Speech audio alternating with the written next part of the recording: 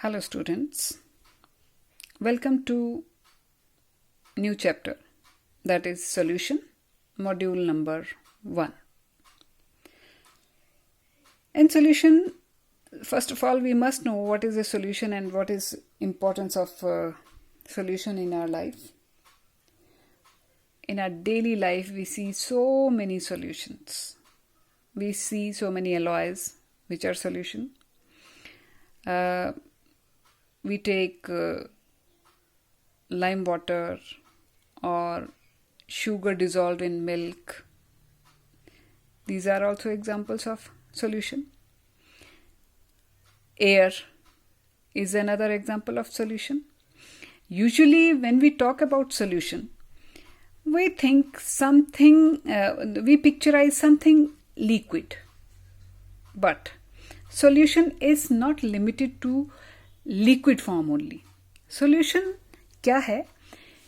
जब भी कोई दो कंपोनेंट्स, दो या दो से ज़्यादा चीज़ें एक दूसरे में इतने अच्छे से मिक्स कर दी जाएं कि ये आइडेंटिफाई करना मुश्किल हो जाए कि क्या क्या चीज़ें मिक्स की हैं और जो सॉल्यूशन की प्रॉपर्टीज़ हों वो उन कंपोनेंट्स से डिफरेंट लगें. आप प्रॉपर्टीज से ये आइडिया ना लगा सकें एकदम से कि इसके कंपोनेंट्स क्या हैं, इतना प्रॉपरली वो मिक्स हुई हों, इतनी उनमें होमोजेनिटी हो, तब उसको कहते हैं सॉल्यूशन. यानी कि we can say that solution is a homogeneous mixture of two और मोर देन टू कंपोनेंट्स.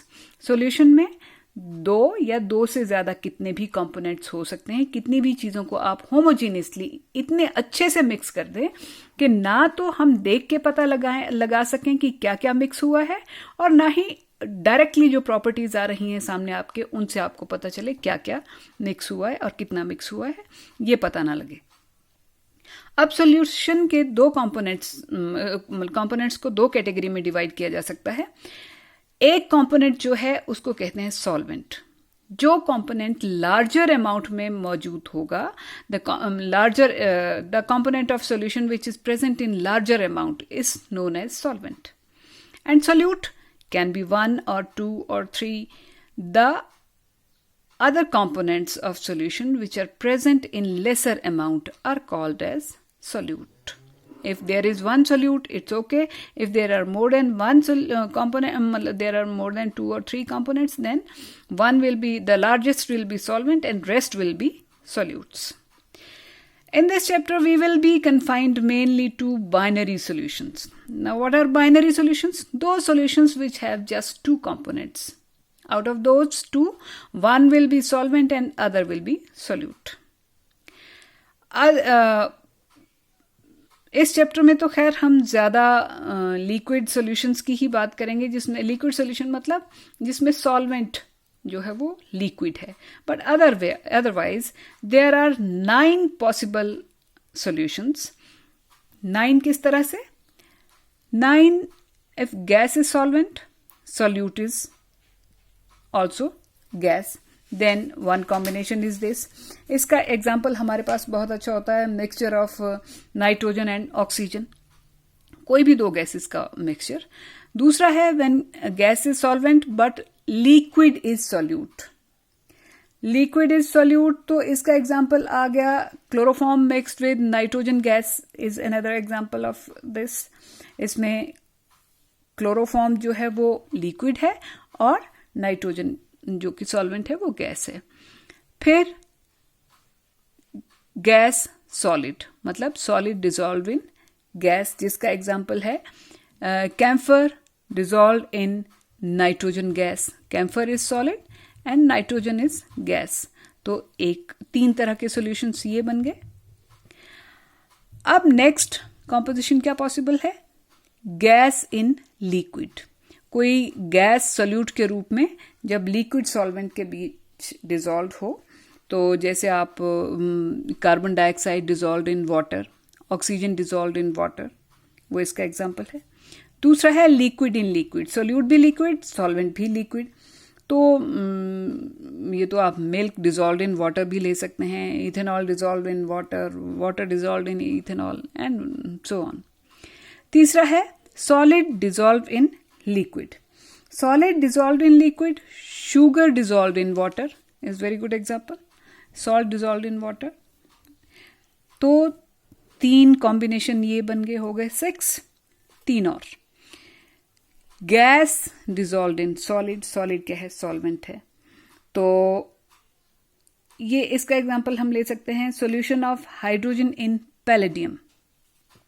दूसरा है liquid dissolve in solid. Liquid जैसे मर्करी लिक्विड होता है, उसको आप सोडियम के साथ मिला के, सोडियम जो कि सॉलिड है, एमलगम बनाएं तो लिक्विड डिजॉल्व इन, यानी कि मर्करी डिजॉल्व इन सोडियम, वो एमलगम बन जाएगा सोडियम का, तो that is another example. Then is solid dissolve in solid. जितनी भी एलॉयज हैं, जैसे कॉपर डिजॉल्व इन गोल्ड या ब्रॉन्ज हो गया, आपके जितने भी एलॉयज हैं उसमें क्या होता है, एक मेटल दूसरी मेटल के बीच मिक्स की होती है, एक मेटल थोड़ी ज़्यादा मात्रा में हो गई, वो सॉल्वेंट हो गई, और दूसरी मेटल जो होगी वो सोल्यूट हो गई। So there are 9 possible solutions. लेकिन हम इस चैप्टर में जो है वो मेनली उन सॉल्यूशंस पे फोकस करेंगे जिनमें सॉल्वेंट जो है वो लिक्विड है। अब सबसे पहली बात होती है, जब भी किसी सॉल्यूशन की बात करते हैं तो हम कॉमन लैंग्वेज में तो ये बोल देते हैं इट इज कंसंट्रेटेड और dilute, but these two are very vague terms. Concentrated है, कितना कंसंट्रेटेड है, कितनी उसमें किसी चीज की मात्रा है। Being a science student, just concentrated and dilute doesn't make any sense. So we have to be very specific. हमें ये बताना पड़ता है, बताना चाहिए कि सोल्यूट की कंसंट्रेशन की जब हम बात कर रहे हैं, इसका मतलब हम बताना चाह रहे हैं कि सोल्यूट की कितनी मात्रा सोल्यूशन की कितनी मात्रा में मौजूद है।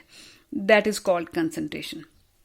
कंसंट्रेशन को एक्सप्रेस करने के बहुत सारे तरीके हैं, जैसे जिनमें से सबसे पहला हम यहाँ कंसिडर कर रहे हैं मास परसेंटेज।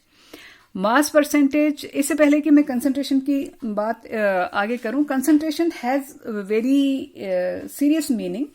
जैसे कि अगर आप 1 ppm तक फ्लोराइड आयंस की कंसंट्रेशन हो वाटर में, तो वो हमारे टीथ के इनेमल के लिए वो पानी बहुत अच्छा होता है, टूथ डिके को बचाता है। लेकिन अगर यही कंसंट्रेशन फ्लोराइड आयन की 1.5 ppm चला जाए तो ये दांतों को नुकसान करता है।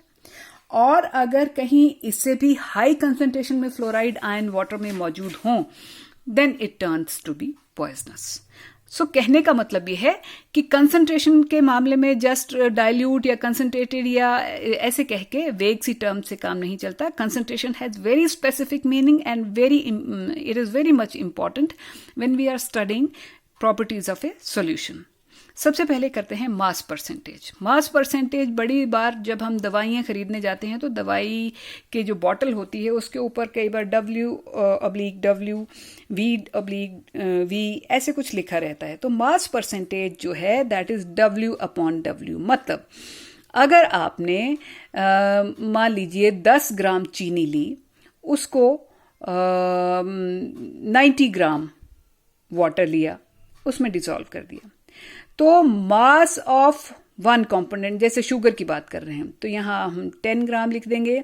टोटल मास ऑफ सॉल्यूशन आ गया 10 शुगर प्लस 90 वाटर, तो ये 100 आ गया। क्योंकि परसेंटेज की बात है तो इसको हम 100 से मल्टीप्लाई भी करेंगे।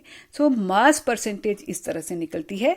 मतलब मास जिस भी कंपोनेंट की मास परसेंटेज, अगर आपके पास 3 कंपोनेंट हैं, 4 कंपोनेंट हैं, जिस भी कंपोनेंट की मास परसेंटेज निकालनी है, उसका mass divided by total mass of solution, mean सभी कंपोनेंट्स का टोटल मास मल्टीप्लाइड बाय 100।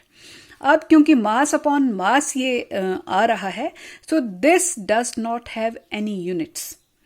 और अब एग्जांपल जैसे 10% शुगर सोल्यूशन की बात मैं कर चुकी, वैसे ही अगर 20% शुगर सोल्यूशन की बात करें तो इसका मतलब है 20 ग्राम चीनी 80 ग्राम पानी में डिसॉल्व की गई होगी, तभी 20 डिवाइडेड बाई 80 प्लस 20, वो 20 डिवाइडेड बाई 100 मल्टीप्लाइड बाई 100, तभी इसकी वैल्यू कितनी आई होगी 20। एक दूसरा एग्जांपल, जो कमर्शियल ब्लीचिंग सोल्यूशन होता है हमारे पास, दैट इज 3.62% सोडियम हाइपोक्लोराइट, तो इसका ये वेट बाय वेट लिया होता है। Then is volume percentage. जैसे वेट परसेंटेज थी वैसे वॉल्यूम परसेंटेज होगी। वेट में हम वेट लेते थे कंपोनेंट का भी और सॉल्यूशन का भी, यहाँ पे हम वॉल्यूम लेंगे। जिस भी कंपोनेंट, जैसे मान लीजिए 2 कंपोनेंट्स हैं, 3 हैं, 4 हैं, जितने भी मर्जी कंपोनेंट्स हैं, लेकिन आप किसी एक का वॉल्यूम बाय वॉल्यूम परसेंटेज जानना चाहते हैं, तो जिस भी कंपोनेंट का वॉल्यूम परसेंटेज जानना चाहते हैं, तो उस volume of that component divided by total volume of solution, या आप कह सकते हैं total volume of all the components present in the solution multiplied by 100। Again this has no units because ratio है वॉल्यूम्स की। अब एग्जाम्पल लेते हैं, जैसे 35% v by v ethylene glycol, ये यूज किया जाता है एज एंटी फ्रीज सोल्यूशन, गाड़ियों में डलता है। तो इसका और ये जो है वाटर का फ्रीजिंग पॉइंट -17.6 डिग्री सेंटीग्रेड कर देता है, तभी गाड़ियां जो हैं वो बहुत ठंडे एरियाज में भी चल पाती हैं, अदरवाइज तो वो रेडिएटर में सारा वो जम जाएगा, तो मतलब vehicles won't be able to run. So 35% v by v ethylene glycol का मतलब ये है कि 35 मिलीलीटर इथाइलिन ग्लाइकॉल और 65 मिलीलीटर वाटर लेके उसको मिक्स करके जो सॉल्यूशन बनता है, तो फिर उसका वॉल्यूम परसेंटेज आ जाएगी 35 divided by 35 plus 65, that is 100 multiplied by 100, तो ये आ गया 35% v by v ethylene glycol. Again, it has no units. Then mass by volume percentage, ये टर्म आमतौर पे दवाइयों में बड़ी बार देखने को मिलती है। तो मास बाई वॉल्यूम, जैसे पीछे वाले हमने बाकी किए, वैसे मास बाई वॉल्यूम का मतलब है आप लेंगे मास ऑफ एनी कंपोनेंट और मास ऑफ सोल्यूट, जो भी आपने जिस भी कंपोनेंट का आपने मास बाय वॉल्यूम परसेंटेज निकालनी है, mass of that component divided by volume of solution. अब यहां पे मास नहीं लेंगे सॉल्यूशन का, क्या लेंगे हम? Volume of solution means volume of all the components including the component which you have taken here, सब का वॉल्यूम मल्टीप्लाइड बाय 100। सो ये आमतौर पे दवाइयों पे इस टर्म को बड़ी बार यूज किया जाता है। Then we come to PPM या parts per million. Parts per million होता है जैसे पोल्यूशन को इंडिकेट करना हो हमने, या पानी में कितना ब्लीचिंग एजेंट डाला है। जब हमारे पास ऐसा कोई सॉल्यूशन है जिसमें सॉल्यूट की मात्रा या अमाउंट बहुत बहुत बहुत कम है, तो वैसे में हमें पीपीएम यूज करना होता है, पार्ट्स पर मिलियन। तो पार्ट्स पर मिलियन क्या होता है? It is the number of parts of a component dissolved in 10⁶ parts of the solution. ये इसकी डेफिनेशन हो गई। और फॉर्मूला तो कैसे इसको न्यूमेरिकली कैसे यूटिलाइज करेंगे? इसमें number of parts of one component, जिस भी कंपोनेंट का आपने पीपीएम निकालना है, divided by total number of parts of all components of solution. अब पार्ट्स हम कैसे काउंट करेंगे? अगर इसका वेट लिया है ग्राम्स में, किसी कंपोनेंट का वेट लिया है ग्राम में, उसको डिवाइड करेंगे total weight of the solution in gram, और फिर मल्टीप्लाई कर देंगे मिलियन, दैट इज 10⁶ के साथ। तो ये आता है पीपीएम। और पीपीएम अगर आप हाँ, यहाँ पे 2 टर्म्स आएंगी। पीपीएम वॉल्यूम बाय वॉल्यूम भी होता है और मास बाय मास भी होता है। अगर आप जो ये कंपोनेंट है, जिस भी कंपोनेंट का आप पीपीएम बता रहे हैं, जैसे मान लीजिए आपने ब्लीचिंग पाउडर डाला पानी में, तो ब्लीचिंग पाउडर का मास आप ग्राम्स में लिखेंगे divided by total mass of the solution. Solution में पानी और ब्लीचिंग पाउडर दोनों का मास आ गया, मल्टीप्लाइड बाय 10⁶।